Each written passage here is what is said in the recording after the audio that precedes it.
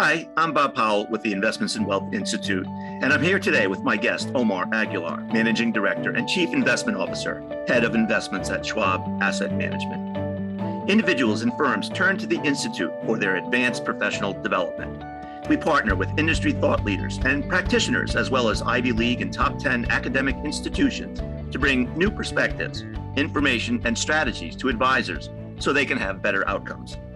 This is why we have Omar with us today, to bring light to the key takeaways from our latest B5 Barometer 2021, which asks users and non-users of behavioral finance about their field experiences, successes, and roadblocks based on their clients' behavioral biases. Welcome to the podcast, Omar. Thank you, Bob. Good to be here. Good to have you. I should say welcome back because this is the third year that the Institute and Schwab Asset Management have partnered together to raise awareness about the benefits of behavioral finance and to educate advisors and their clients about the biases that drive investor behavior and how advisors can help their clients identify and manage these behaviors and avoid common missteps.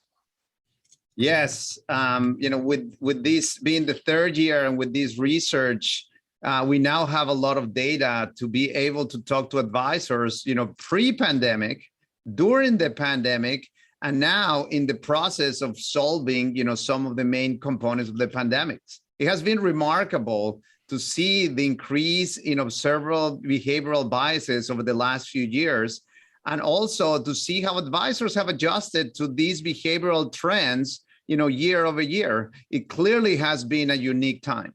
Right. So, Omar, for anyone joining us for the first time, can you give some context around why behavioral finance is so important to our industry, our advisors, and their clients? Sure, Bob.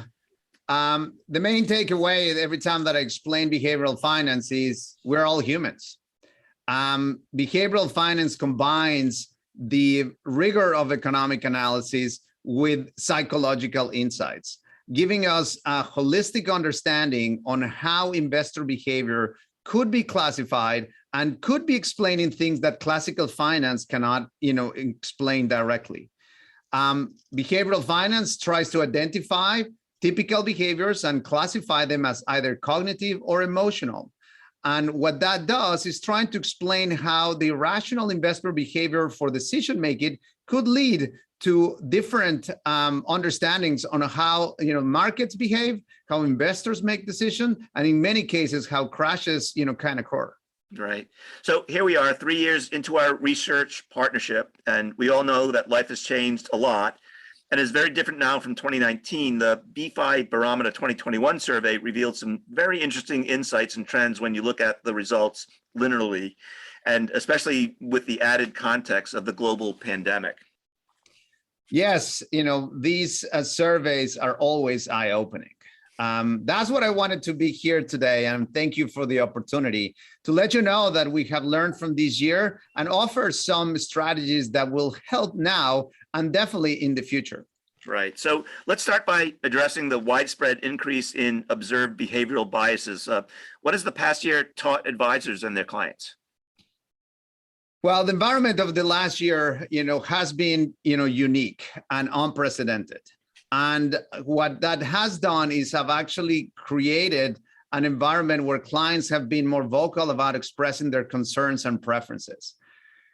In the process of coming out of the pandemic and dealing with the COVID, crisis, we observe the increase of behavioral biases that are reflected in how people react to information.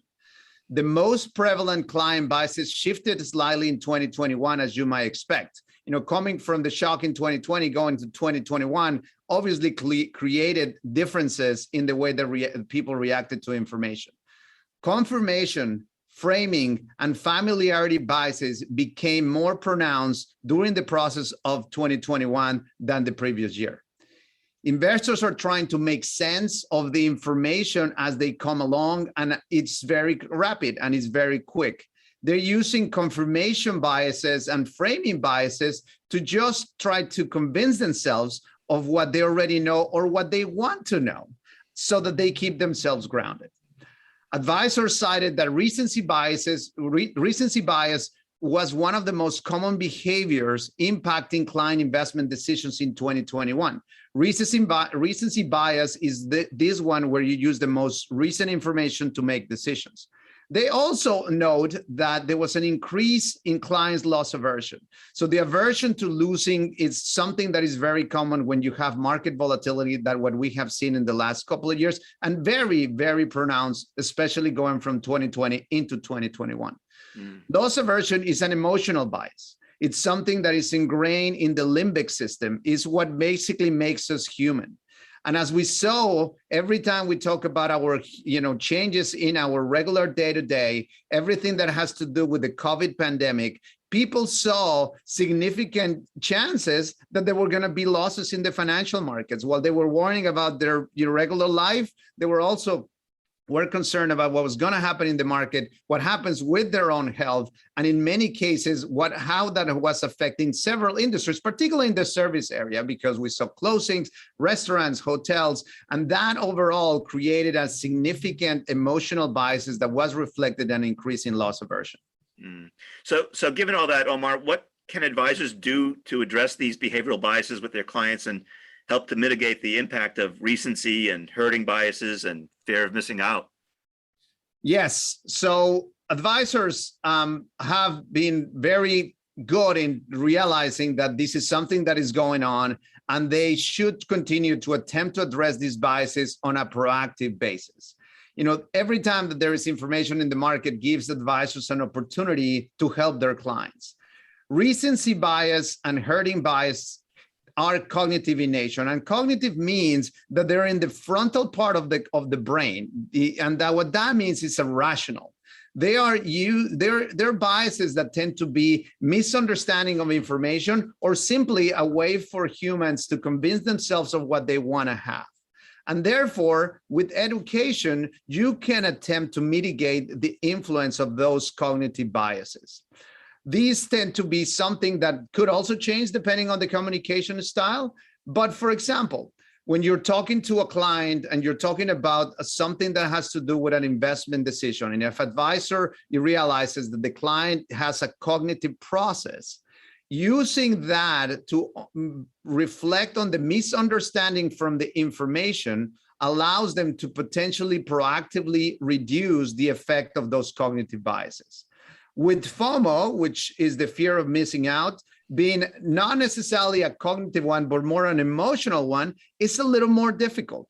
Cognitive biases tends to be easier when you provide education and data to try to overcome, most cognitive biases like recency and herding. When you think about loss aversion or FOMO, which is more emotional in nature, what you try to do as an advisor is being proactive to adapt to what the client is going to have, because emotions are very hard to change and emotions are difficult to do. So in order to overcome an emotional bias, advisors should accommodate to what then make them feel better, and what I usually call, sleeping well at night, trying to accommodate the client's emotional behaviors so that they can actually feel good with their final decisions. So coming out of the pandemic, advisors found increased effectiveness in using behavioral finance techniques. Tell us why you think that is. Well, in the report that we have in the research, the advisors report that the effectiveness of use behavioral finance principles allow them to keep investors focused on the long term. And I think that's the key part. In many cases, because the information is quickly moving, keeping the investors focused in the long term and doing these as the information comes into that seems to be a very successful mitigation technique for most of, biases that are, present in clients. And in many cases, that leads in not necessarily making dramatic changes to the portfolios at the worst possible time. For example, advisors side, taking a long-term view and integrating a goal-based planning is one of the most effective techniques when working with clients. Advisors also cited a notable increase in the effectiveness of implementing a systematic process that can caution investors to stay calm and increase portfolio diversification. Because we have seen an increase across the board of using in behavioral finance techniques, we can assume that the education that Schwab Asset Management, the Institute, Cerulli Associates are putting together keeps on working and helping advisors. Advisors are adopting and implementing these techniques into their practice, and that seems to be helping them and helping their clients. Schwab Asset Management, along with the IWI Institute, are committed to help advisors in this area and have invested tremendous amount of resources and time and energy into providing practical education and tools to continue to help them. For example, at Schwab Asset Management, we have a program called Diagnostics that is a good complement of all the behavioral finance curriculum provided by the Institute that provides educational resources that advisors can use just as examples. This year's research also confirmed what other past research has suggested, which is that the value of an advisor, especially during market turmoil, is in the behavioral coaching and communication with clients. It is this time of the market when, usually these behavioral finance techniques help advisors keeping their relationship with their clients. So according to the research, Omar, we're really starting to see advisors embrace using behavioral finance in communications. What did you find advisors were saying in this year's B5 Barometer 2021? Well, this is sort of one of the probably most important points coming out of these 2021 research. We're virtual now. Everybody's virtual. So the increase of the importance of communications is critical for anyone, and in particularly for advisors. So 74% of advisors said that they're more likely to incorporate behavioral finance in the context of client communications. For example, more than half of survey advisors incorporate behavioral finance in their portfolio construction process. So portfolio construction and communications are two of the key levers that advisors use to set up these techniques for their clients. Interesting enough, female advisors are more likely to incorporate behavioral finance within both client communications and portfolio construction compared to their male advisors. So this is obviously, an interesting finding from these where, female, advisors had 81% in communication, 74% for male, and relative to portfolio construction, with 58% of female advisors versus 55% of male advisors will incorporate behavioral finance concepts. The majority of behavioral finance users say they frequently or always incorporate behavioral finance into their client communication. Even in the more certain times, the importance of advisors communicating with their clients is critical, so that when you do have unexpected events, you have already set the precedent of open communication with your clients. So the bottom line is behavioral finance technique and communications are key to continue to strengthen the relationship between the advisor and the client. So, Omar, over the years, social media has started to influence investors and the financial decisions they make. This year's research especially showed the impact that social media had on advisor and investor conversations. Bob, you are right. Social media is not just for entertainment anymore. Half of the advisors surveyed stated that their clients have asked about investments they have seen on social media. So this is becoming more common and influencing the conversations advisors are having with their clients. For example, when asked about stocks they have heard about on social media, nearly 3/4 of respondents advised clients that these investments were unsuitable for their portfolio. So there were quite a few examples in 2021, particularly that took the market by storm. Tell us more about these incidents and why it's important for advisors to be aware of what's going on within social networks. This year alone, we saw a significant change and a rise in social activism, for example. And there is a lot of discussions about these hot new topics and social activism. Social activism is really tapping into something different. It comes from deep held beliefs and is not just another informational news story. And that usually goes to the limbic system and becomes an emotional reaction. The majority of these news tend to actually go to the overreaction that we get from an emotional part of this.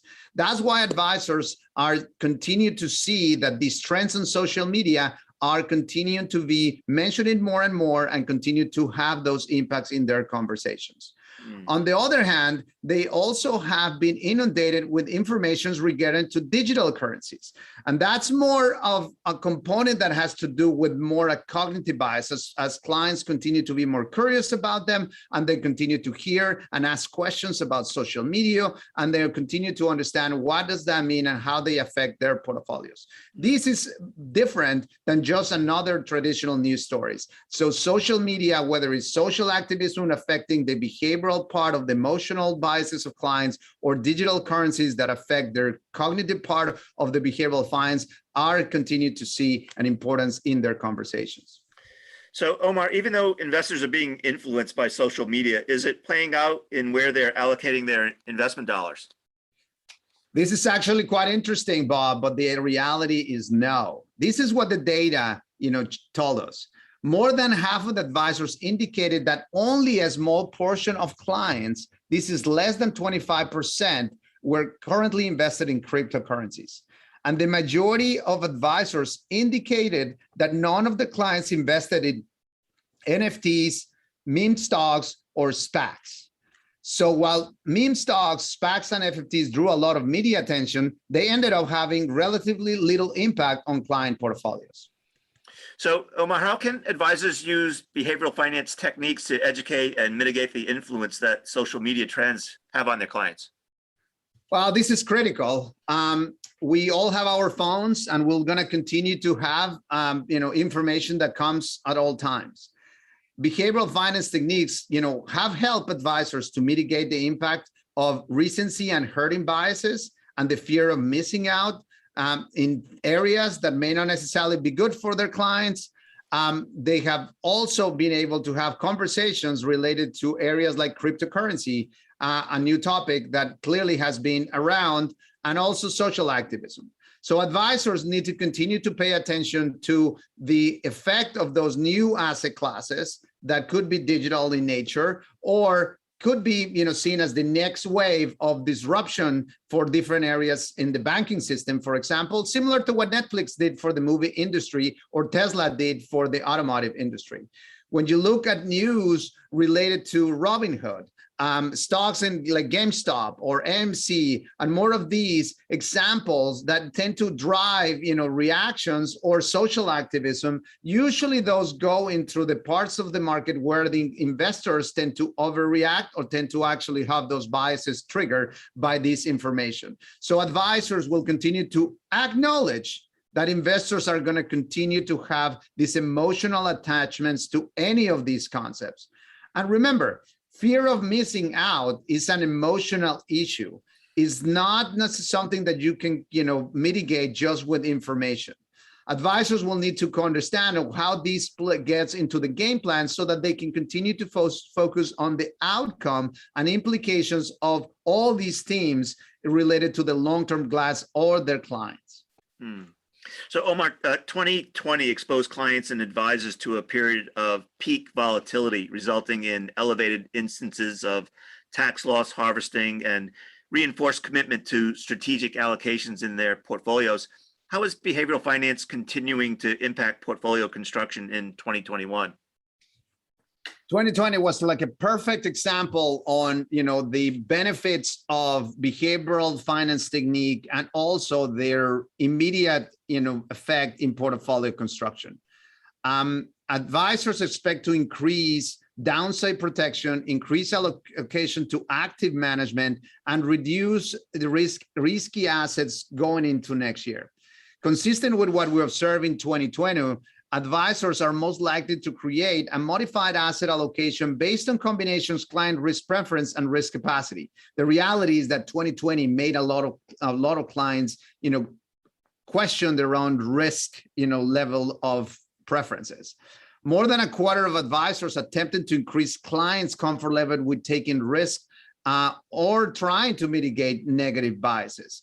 I would probably, think that in many cases, part of the data that we observed in the 2020 into 2021 is that taxes became a big part of their conversation. Tax optimization, figuring out what the impact is of inflation And a recent trend of ESG and sustainable investing continue to be one of the key areas where clients, particularly those with clients that have behavioral finance in their plans, tend to continue to have impact. And these periods of volatility, for those advisors that are proactive and can use tax loss harvesting techniques, figure out what is their preferences for ESG, clearly have actually, done very well for their strengthening their relationships.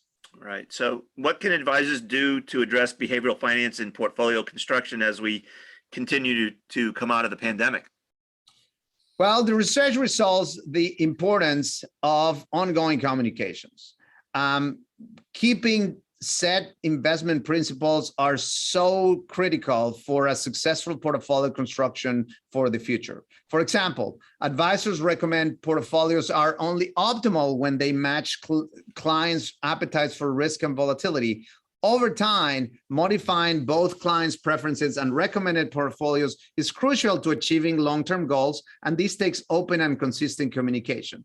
So what we observe going into from 2020 to 2021 is that those risk and volatility appetites, or continue to think about what is their clients' preferences, changes quickly. And it is something that advisors that understand the benefits of behavioral finance could use in their practices.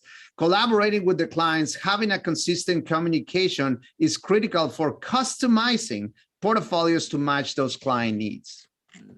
So Omar, when we look at the widespread increases in observed behavioral biases, it's no surprise to see recency bias impacts all generations. However, in the 2021 report, we saw that millennials and the silent generation investors may have more in common than you think. Can you dive further into that?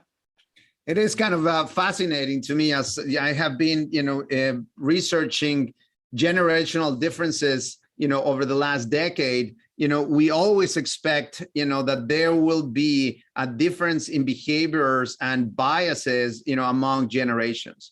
Knowing those differences and understanding and acknowledging that generations react differently to information and that they have had different experiences is key for advisors to become exceptional at what they do. Across the board, we tend to see individuals impacted by their experiences on what they have lived through the whole period. And clearly the silent generation, had a different, experience growing up than millennials now. For example, it makes sense to see how silent generations and millennials have a lot of the same biases and behavior because their experiences were similar in certain ways. Both generations face a significant amount of uncertainty in the economy, the market, and of course, they were incredibly, concerned about losses.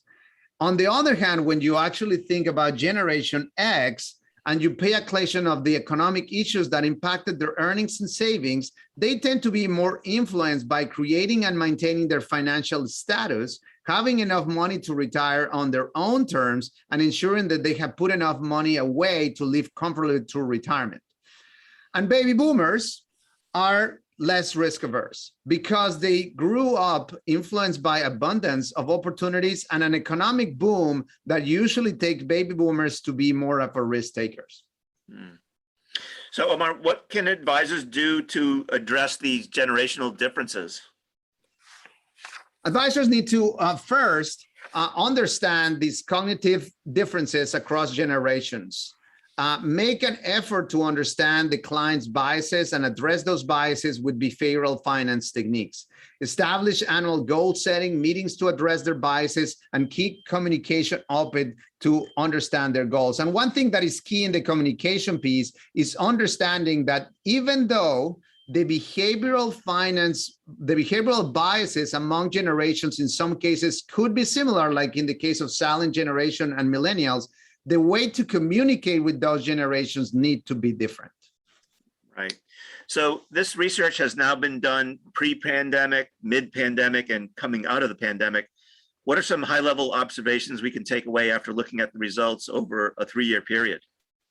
In our research, we found that recency bias was the top concern for advisors pre, during, and coming out of pandemic. That didn't change. Recency bias, looking at the most recent information to make decisions, was common across any periods that we had.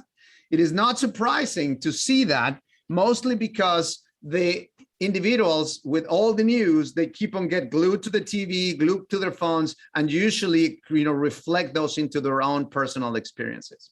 However, we have come to learn that in uncertain times, applying these behavioral finance techniques could be incredibly relevant and important for advisors.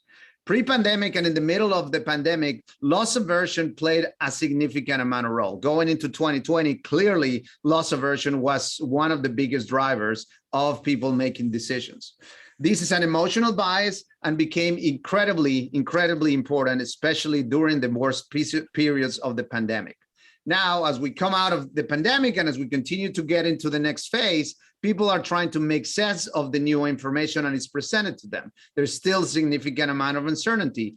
So that component is trying to figure out what the confirmation bias and framing bias will do, invalidate what they already know or what they want to know. So, Omar, how can advisors address these ever-changing biases and be prepared as our world continues to change and evolve? As I said at the onset, it is important for advisors to recognize that we're all humans. And as such, we need to acknowledge their client emotions and behaviors, as well as their own emotions and behaviors. These past 3 years have shown us that we need to continue to understand and listen to clients' preferences and concerns. Their reactions are going to be normal and they're going to change. This is why, advisors should continue to set those high-level expectations for addressing those clients' voices. Communication is going to be key going forward. Continue to focus on the long term, thinking about what is best for the clients, making a trade-off between what the client long-term needs are and what the client's long-term wants are. Remind the clients that the long-term plans stay in the course, and making the substantial or the oversight changes would allow them to achieve their goals in the long run. And usually the importance of not necessarily changing the course, it is going to be critical for a successful application of behavioral finance techniques. Establishing a systematic and disciplined process and a set of guidelines is key. This will better prepare advisors and clients on how they can work together through any uncertain time periods. So, Omar, let's wrap up with one final question. What can we expect in the next 12 months, and how will behavioral finance techniques be a part of the future of financial advising? Well, Bob, I only think that uncertainty will still be with us for a while. If you look at the market environment, you think about economic growth, when you see everything that we have had and we see the evolution of the pandemic, it will be normal for clients and advisors, especially after the growth in equities and risky assets, that they may start becoming a little more defensive. Incredibly thinking about that something at some point needs to protect their downside, and as such, they may be less willing to take risk. In the futures, advisors will need to continue to use these techniques by understanding how these cognitive and emotional tendencies, will be affecting the client, decision processes. And in many cases, understand, how these should evolve with their client's age and risk tolerances. And that way, adapting their emotional cognitive biases with the risk tolerance of the client and their generational traits, it will be important in incorporating in their portfolio construction. Advisors also will recognize that implementing these behavioral finance techniques can be better for connection with their clients and making a stronger relationship with their clients, so that they can keep portfolios in a more optimal path, even during the most difficult times in the market. To be successful in the future, advisors will need to be prepared to take advantage of, be proactive when there is periods of high volatility or market corrections. Making sure that those are discussions that you have with clients before any of these happens is going to be critical, to be proactive when those market behaviors or market volatility extends to there.